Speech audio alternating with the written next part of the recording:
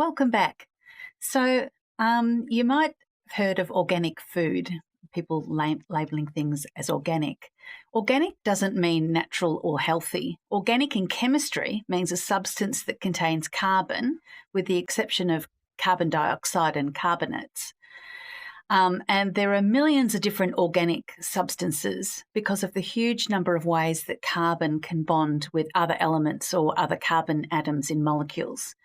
Even artificial plastics are actually organic. So organic has a special meaning in chemistry.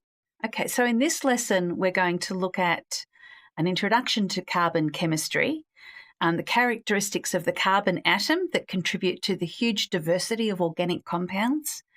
And then we're going to look at molecular, structural, semi-structural, condensed formulas and skeletal structures of alkanes, alkenes, cyclohexane and benzene, haloalkanes, and primary amines and amides.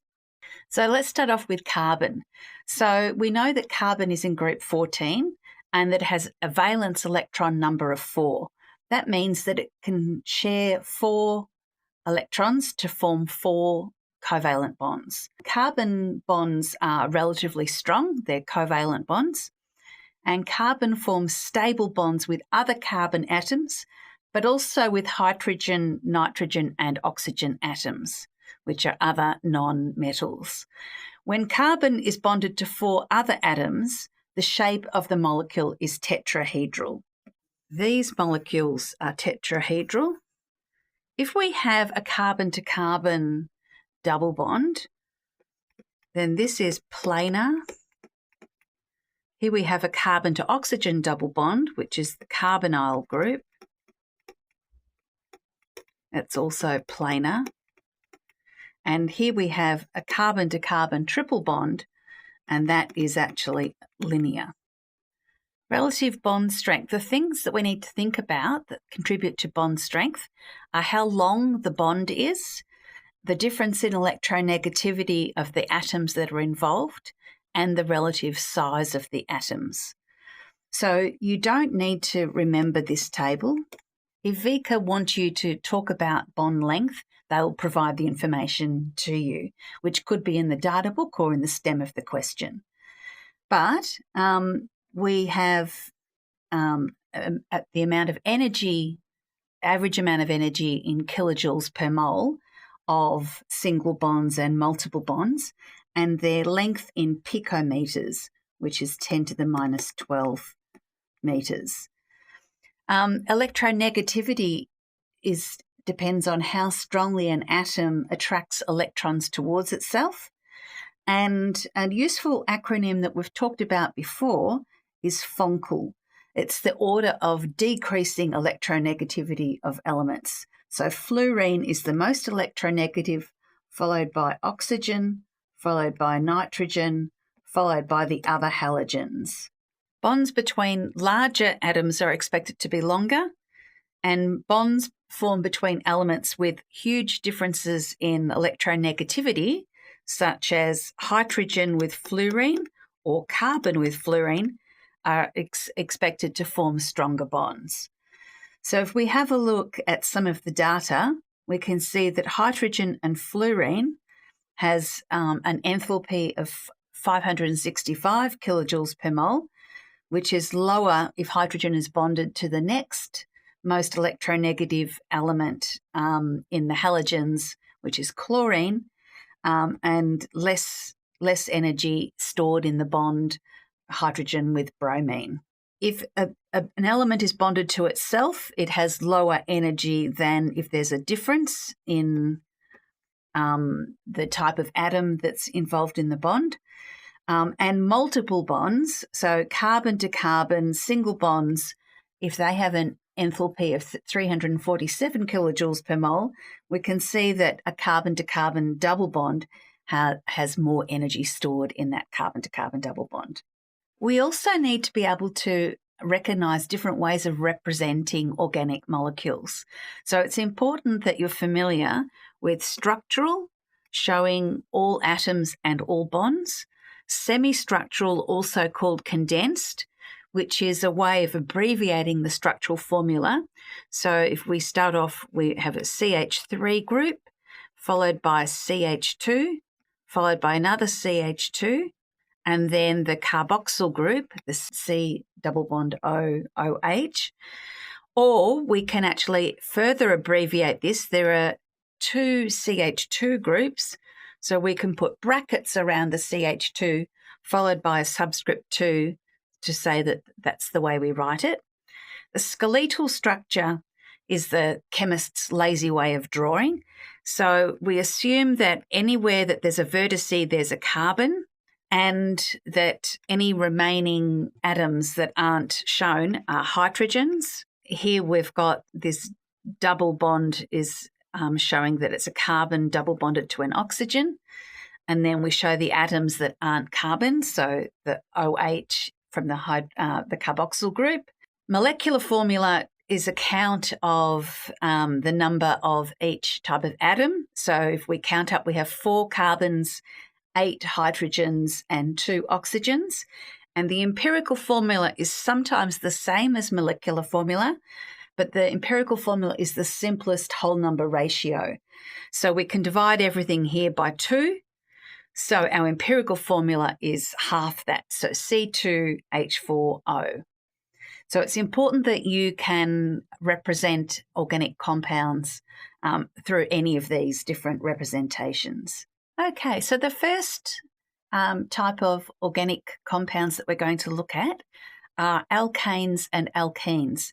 These are both types of hydrocarbons. They're not the only hydrocarbons. Alkynes are also hydrocarbons that have a carbon-to-carbon triple bond, but that's beyond the scope of the VCE Chemistry course.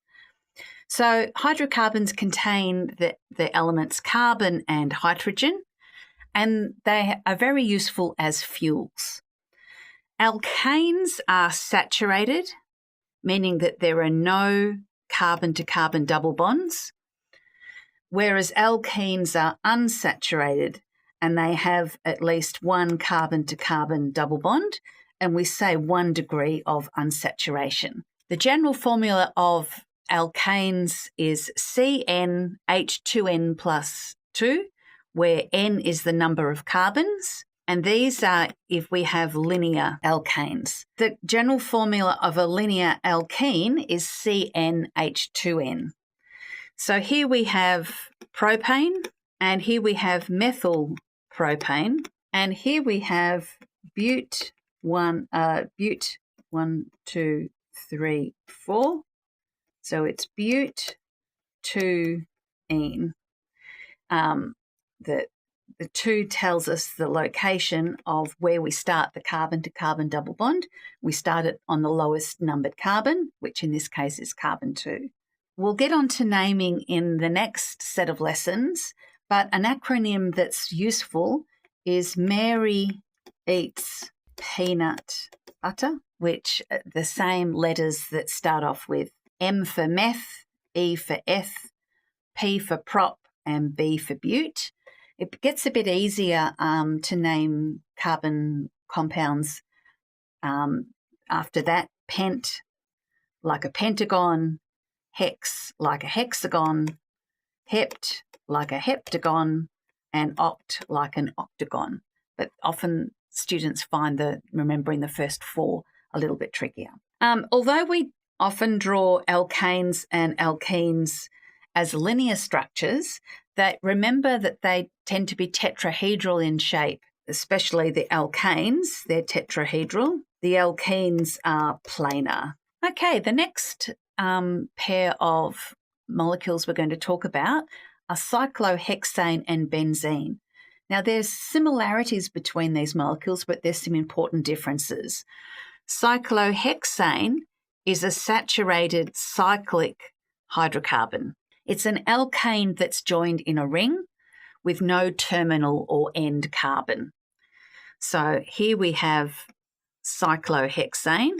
Now, its molecular formula is C6H12, which is the same as CnH2n, which is actually the general formula of linear alkenes.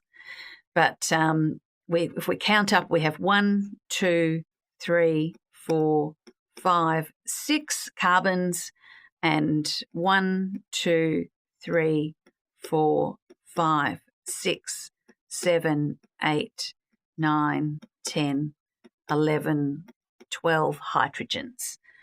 So this is the structural formula, and you can see that there are no carbon-to-carbon double bonds, so it's a cyclic alkane. Benzene, on the other hand, the thing it has in common with cyclohexane is that it also has 6 carbons, but we can draw it and represent it in a number of different ways. So we can count up the carbons and we have 6 carbons, but if we count the hydrogens, there are only 6 hydrogens, as opposed to cyclohexane, which has 12 hydrogens. Now, we can represent it in a number of ways as showing alternating double and single carbon-to-carbon bonds. And this is what this sort of set of arrows tells us. We have a resonance structure. So it flips from this structure to this structure, and we can draw that in skeletal without showing any carbons or hydrogens, flipping from one to another. And another common representation is showing that the alternating carbon-to-carbon double bonds and carbon-to-carbon single bonds represent delocalized electrons. So we often abbreviate that as a hexagon with a circle inside. But this is for benzene. It's not for cyclohexane, which, if we draw its skeletal structure, is merely a hexagon without the circle in the middle. Haloalkanes contain hydrocarbons that contain one or more halogen atoms, halogens being group 17 elements, bonded to the carbon chain. So the types of elements we're talking about are fluorine, chlorine, bromine, and iodine. And the symbol X is often given to represent a halogen atom.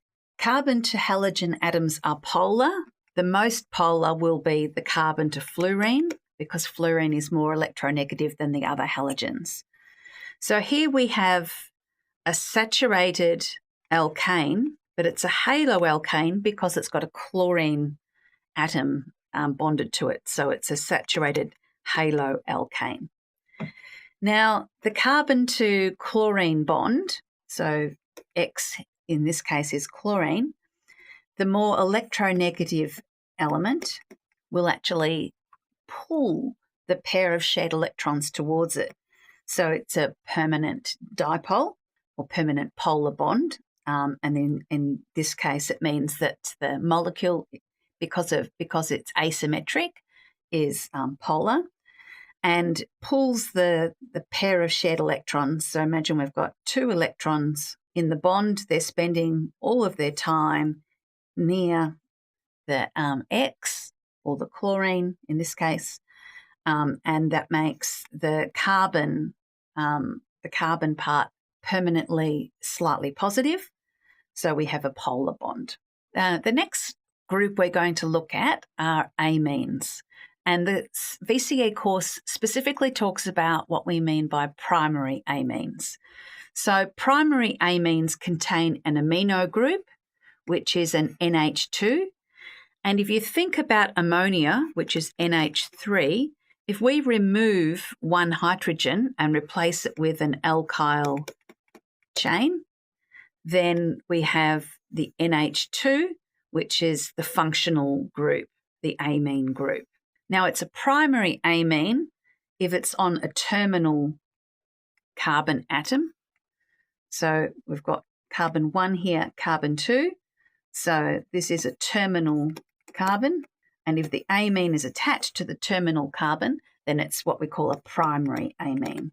Now, a functional group is a specific group of atoms within a molecule that affects the chemical's properties of the molecule. So it's the reactive part.